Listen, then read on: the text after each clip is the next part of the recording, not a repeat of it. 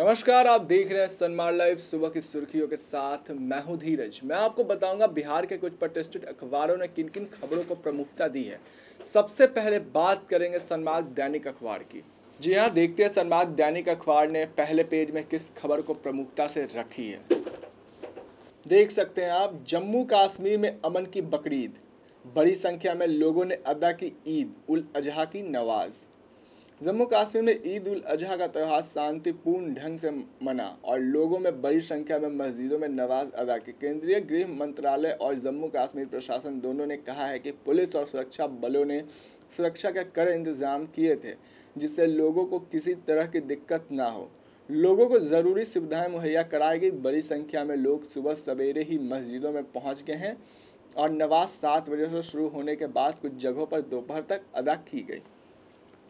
आप देख सकते हैं जम्मू कश्मीर में जो हालात थे वो बिल्कुल सामान्य हो गए, बिल्कुल शांतिपूर्ण हालात हैं। और बकरीद के मौके पे वहाँ जितने भी मुस्लिम समुदाय के लोग थे उन्होंने दिल से, शिद्दत से अपनी नमाज को अदा करते दिखे और वहाँ पे शांतिपूर्ण ढंग से वहाँ पे बकरीद को और बकरीद का लुत्फ़ उठाते वहाँ पे लोग दिखें।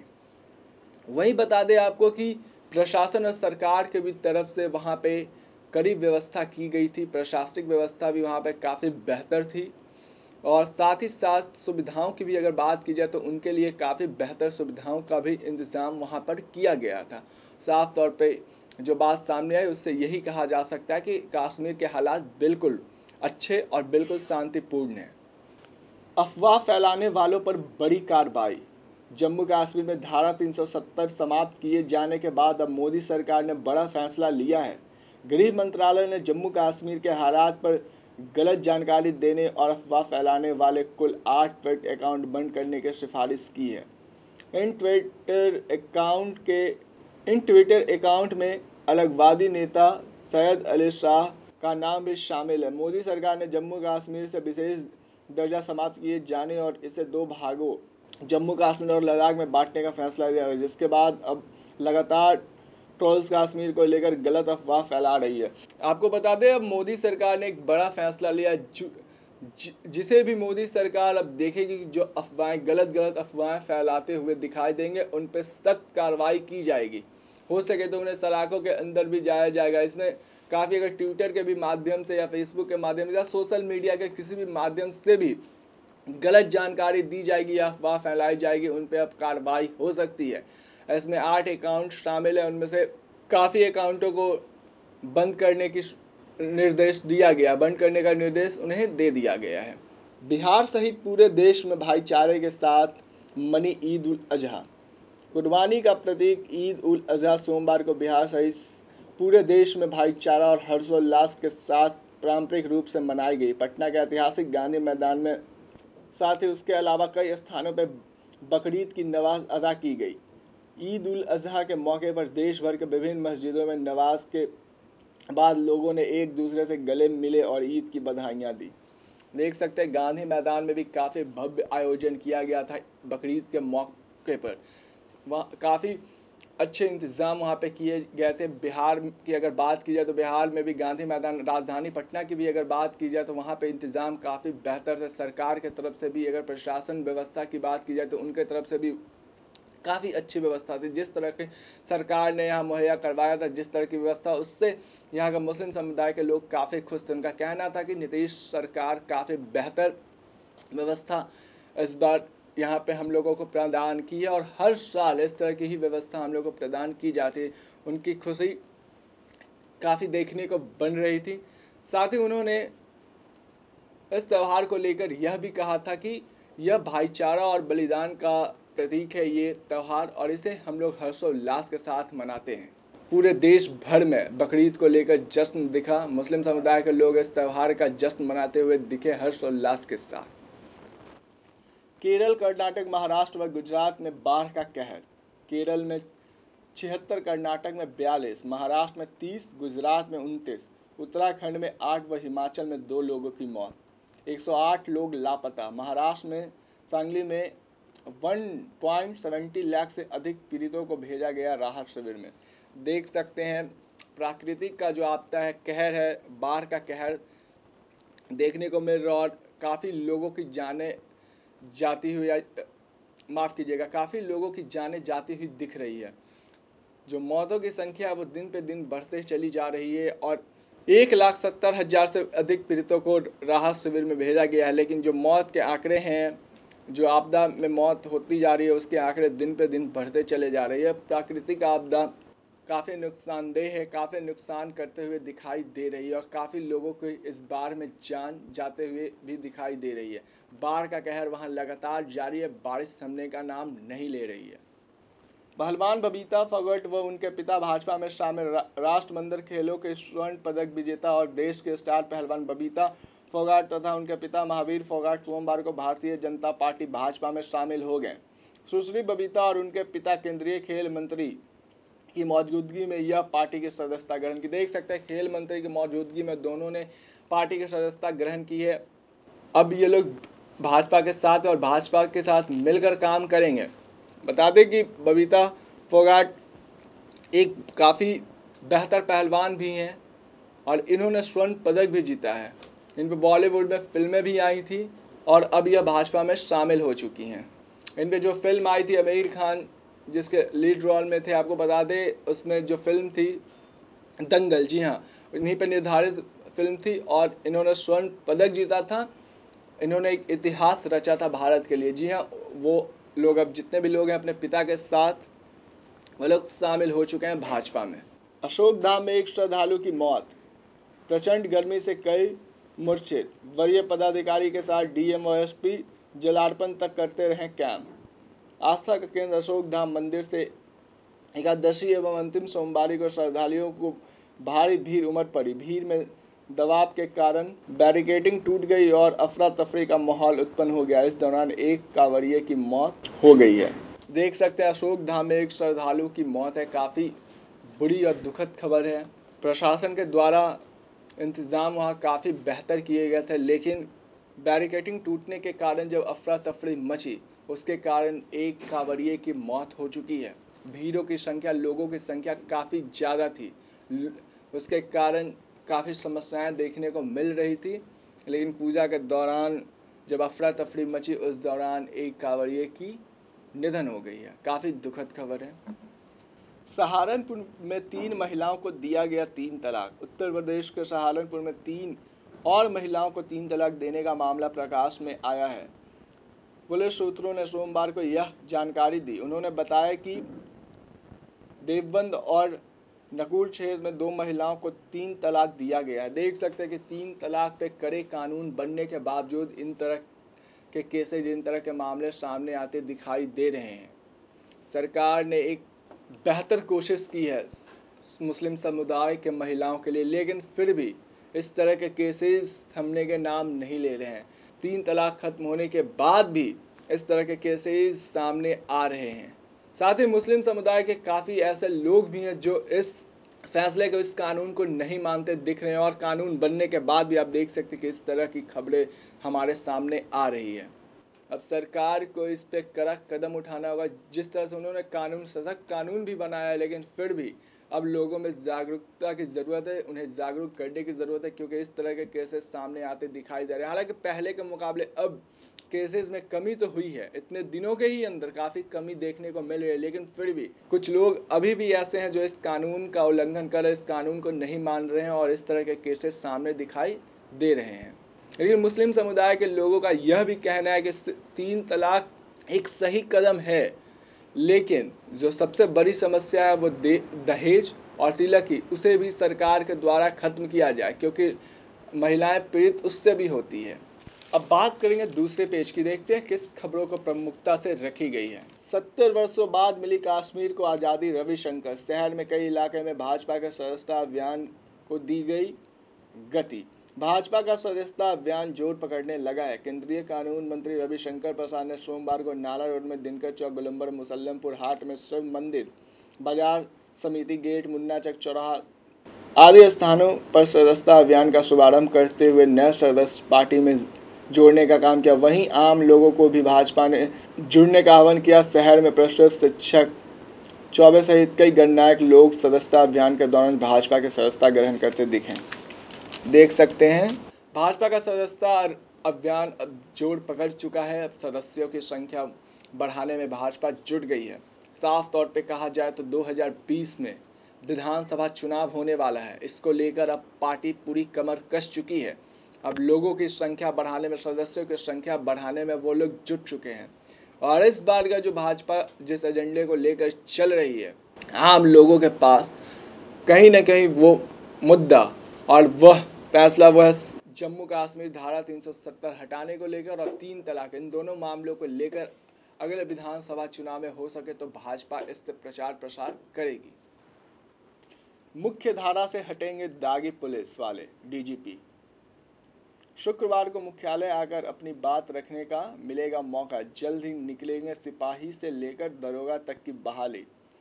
बच्चा चोर की घटना अभी तक बिहार में नहीं। पुलिस महानिदेशक ने की वार्ड सदस्यों और मुखिया की अफवाहों से बचने की अपील।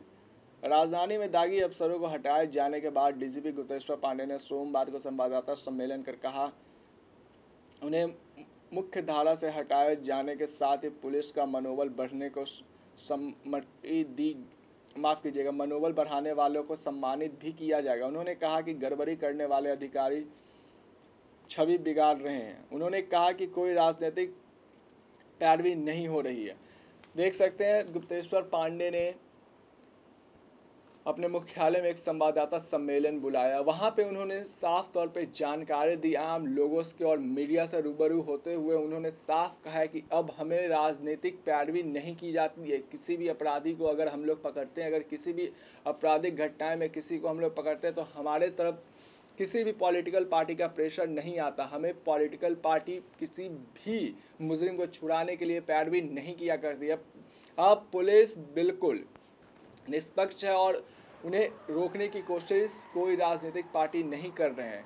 अब हम लोग अपना काम बेहतर कर रहे हैं। लेकिन जिस तरह का काम गुप्तेश्वर पांडे बता रहे, बिहार की स्थिति और राजधानी पटना की स्थिति बिल्कुल भी वैसे नहीं देखने को मिल रही है, क्योंकि आए दिन क्राइम का रेट बढ़ते चला जा रहा है। आए दिन घटनाएं घट रही है, आए दिन क्राइम बढ़ते चले जा रहा है। इसके लिए गुप्तेश्वर पांडे लाइव आ रहे हैं, तमाम तरह की बैठक कर रहे हैं, लेकिन इन सब का फल कुछ सामने दिखाई नहीं दे रहा बिहार की जनता को, ना ही राजधानी पटना की जनता को। साफ तौर पे कहा जाए तो क्राइम का रेट पहले के मुकाबले बढ़ते ही दिखाई दे रहा है।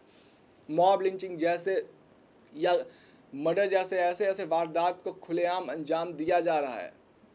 और यहाँ पे अब गुप्तेश्वर पांडे ने साफ कहा है कि दागी अफसरों पे अब शिकंजा कसा जाएगा।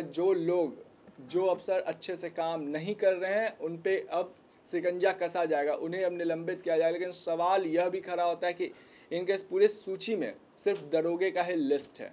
साथ ही गुप्तेश्वर पांडे ने इसकी भी सूचना दी है कि जल्द से जल्द पुलिस फोर्स को बढ़ाया जाएगा और बिहार में एक बड़ी वैकेंसी सामने आने वाली है, जिसमें पुलिस और दरोगा की वैकेंसी होगी।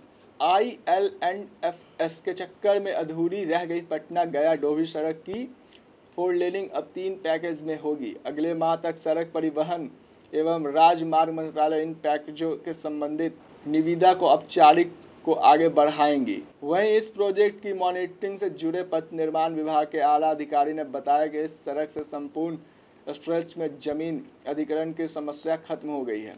देख सकते हैं, बड़ी खबर है और बिहार के लिए काफ़ी अच्छी खबर है।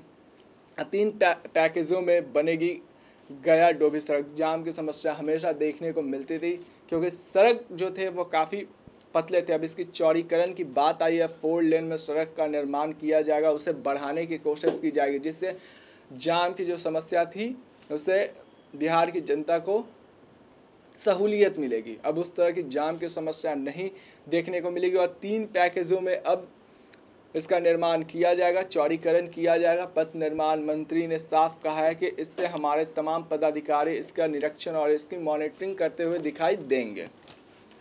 दागी थानेदार के खिलाफ जारी रहेगा ऑपरेशन क्लीन, डीजीपी।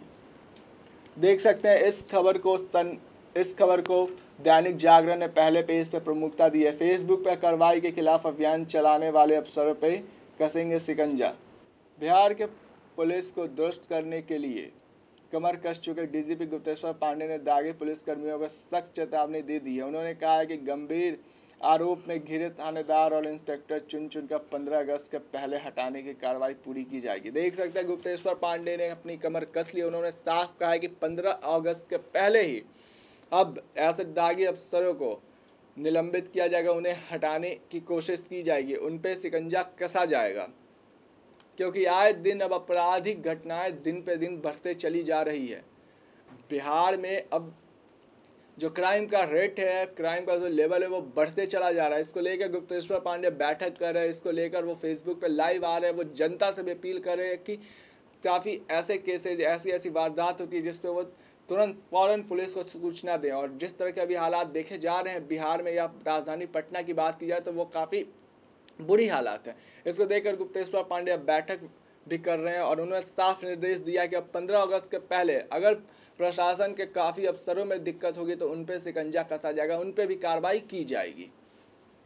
साथ ही गुप्तेश्वर पांडे ने प्रेस कॉन्फ्रेंस में यह भी जानकारी दी, मीडिया से रूबरू होते उन्होंने यह भी कहा कि पुलिस में 29,000 पदों की होगी नियुक्ति। देख सकते हैं, बड़ी खबर है, पुलिस में अब 29,000 पदों पर होगी नियुक्ति।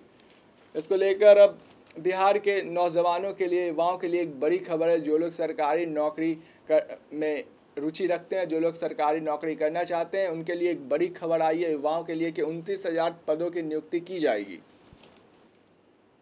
राजद जिला अध्यक्षों की बैठक 16 को होगी। सदस्यता अभियान से बहाने राजद भी विधानसभा चुनाव की तैयारियों में जुट गया है। और इसके बाद 16 अगस्त को पार्टी के सभी विधायकों एवं जिला अध्यक्षों की बैठक प्रस्तावित है, जिसमें सदस्यों की संख्या बढ़ाने एवं चुनाव की रणनीति पर विमर्श होगा। देख सकते हैं कि राजद ने भी आने वाले विधानसभा चुनाव 2020 में होने वाले, उसको लेकर उन्होंने भी कमर कस ली। सदस्यता अभियान का उन्होंने भी शुभारंभ कर दिया था, जिसमें तेजस्वी यादव आने वाले थे, लेकिन उस दिन भी तेजस्वी यादव वहां से नदारत रहे। और अभी की अगर बात की जाए तो अभी जो राजद का वर्चस्व बिहार में देखने को मिल रहा था वो बिल्कुल ही कम चुका है। कहीं ना कहीं अब तेजस्वी यादव, जो कि नेता प्रतिपक्ष, मौजूदगी काफ़ी कम जगहों पे देखने को मिल रही है। अगर हाल ही की बात कर ली जाए तो विधानसभा जो मानसून सत्र चल रहा था उसमें भी तेजस्वी यादव नहीं दे रहा। सबसे बड़ी बात तब सामने आ रही है कि अपने सदस्यता अभियान के शुभारंभ के दिन तेजस्वी यादव आने वाले थे, लेकिन उस दिन भी वो वहाँ नहीं पहुँचे। हालांकि उनके तमाम बड़े नेता उनको बचाने की काफ़ी कोशिश करते हुए दिखाई दे रहे हैं।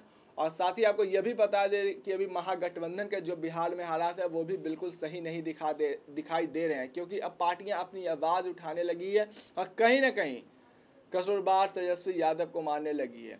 और जिस तरह की अभी परफॉर्मेंस तेजस्वी यादव के जिस तरह के परफॉर्मेंस देखने को मिल रहे हैं, उसे देखकर अब पार्टियां हटने की भी कोशिश कर रही है। जीतन राम मांझी ने भी अब एक संकेत उनके सामने, एक प्रस्ताव रख दिया है, एक संकेत जाहिर कर दिया है। उनका भी कहना है कि अब आने वाले विधानसभा चुनाव में हो सके तो हम पार्टी अब अकेले लड़ेगी। अब धीरे धीरे आवाज़ बुलंद होते जा रहे हैं। जितने भी महागठबंधन में तमाम घटक दल है वो अब दूरियां बनाते दिख रहे हैं राजद से। अब देखना काफ़ी दिलचस्प होगा आने वाले विधानसभा चुनाव में महागठबंधन में कौन कौन पार्टियाँ रहती हैं, कौन कौन पार्टियाँ छोड़ जाती हैं। बकरीद पर शांत रहा कश्मीर, 30 वर्षों में पहली बार नहीं हुई हिंसा, नहीं सुनाई दिए देश विरोध नारे, मस्जिदों में बड़ी संख्या में जुटे लोग। जम्मू कश्मीर में अनुच्छेद 370 हटने के बाद बकरीद का हालात बिगड़ने की आशंका गलत साबित हुई। कड़ी सुरक्षा के बीच त्यौहार आमतौर पर पूरी तरह शांति से मना। सोमवार को बकरीद पर बीते 30 वर्षों में पहली बार न कहीं पाकिस्तानी झंडे के साथ जुलूस निकला और न ही हिंसा। देख सकते हैं जिस तरह की आशंका जताई जा रही थी धारा 370 हटने के बाद काफ़ी कुछ गलत देखने को मिलेगा। पाकिस्तान भी तरह तरह की बातें कर रहे थे, लेकिन जो तस्वीरें सामने आई वो 30 वर्षों के बाद ऐसी ईद नहीं मनी है। जी आपको बता दें काफ़ी शांतिपूर्ण माहौल रहा कश्मीर में। सभी लोग मिलकर अपने इस त्यौहार का लुत्फ़ उठाते दिखे। मस्जिदों में काफ़ी संख्या में लोग जुटे, नमाज अदा करते दिखे और काफ़ी खुशी, काफ़ी उत्साह देखने को मिला। और ना ही इस बार कोई पाकिस्तानी झंडे के साथ जुलूस निकला, ना ही नारेबाजी हुई। साफ तौर पे कहा जाए तो बिल्कुल शांतिपूर्ण और बेहतर हर्षोल्लास के साथ इस ईद को इस बार मनाया गया, जो कि भारत सरकार ने पहले ही कहा था कि अब जम्मू कश्मीर में ईद काफ़ी अच्छे से मनाई जाएगी, हर्षोल्लास के साथ। बिल्कुल परिणाम भी जो हुआ, जो तस्वीरें भी सामने आई, बिल्कुल वैसे ही सामने आई है। अभी के लिए फ़िलहाल इतना ही। आप बने रहें हमारे साथ। अगर आपको हमारा वीडियो पसंद आया हो तो आप हमारे चैनल को लाइक करें, सब्सक्राइब करें और बेल आइकन को ज़रूर से ज़रूर दबाएं, ताकि हर वो नोटिफिकेशन आप तक सबसे पहले पहुंच पाए। नमस्कार।